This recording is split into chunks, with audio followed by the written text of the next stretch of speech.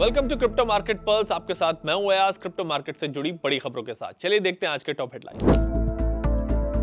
Bitcoin में तेजी, price $68,000 की रेंज में। यूएस का बड़ा fintech bank cross river crypto और एआई पर करेगा फोकस, रेज किए $50 मिलियन। क्रिप्टो डेरिवेटिव्स में रिटेल ट्रेडिंग को दुबई रेगुलेटर का अप्रूवल।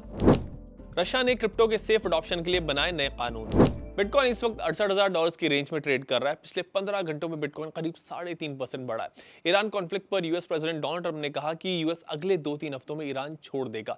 इस स्टेटमेंट से मार्केट सेंटीमेंट इंप्रूव हुआ, जिससे स्टॉक्स और क्रिप्टो दोनों में रिकवरी आई और ऑल प्राइसेस भी नीचे आए। नेस्डैक करीब 4% और S&P 500 करीब 3% बढ़े। बिटकॉइन ETFs में भी पिछले 24 घंटों में $19 मिलियन का इन्फ्लो रिकॉर्ड हुआ है। अगर ईरान टेंशन ईज होती है तो बिटकॉइन में एक अच्छा अपमूव देखने को मिल सकता है। US K fintech bank cross river ने $50 मिलियन का फंडिंग अनाउंस किया है, जिसका बड़ा हिस्सा क्रिप्टो इनिशिएटिव्स को बढ़ावा देने के लिए यूज होगा।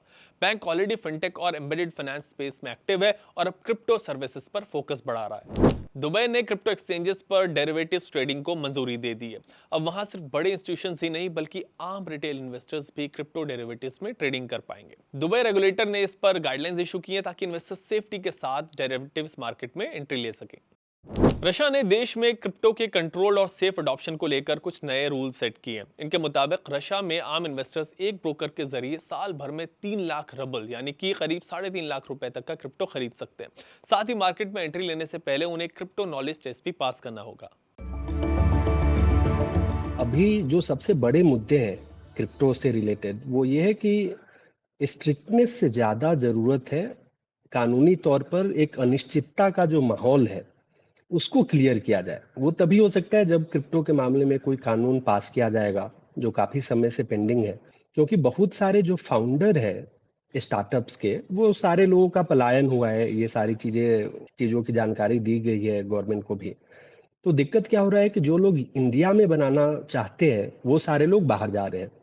अब इससे प्रॉब्लम क्या होगा कि किसी भी नए टेक्नोलॉजी में जो आधारभूत टेक्नोलॉजी है वो चीज़ें पहले बनती है। उसके बाद में जो देश बाद में इस इंडस्ट्री में घुसेंगे वो एक आर्किटेक्चर लेवल की चीज़ें नहीं बना पाएंगे। तो वो उस आर्किटेक्चर के ऊपर में कुछ एप्लीकेशंस या सर्विस रिलेटेड चीज़ें दे पाएंगे। तो उस हिसाब से अगर जल्दी ही इस अनिश्चितता का हल नहीं निकाला गया, अगर वो क्लैरिटी नहीं दिया गया कि लीगल तरीके से कैसे क्रिप्टो को इंडिया में ट्रीट किया जाएगा, तब एक ग्लोबल हब बनना मुश्किल हो जाएगा। लेकिन अभी यह निश्चित तौर पर किया जा सकता है।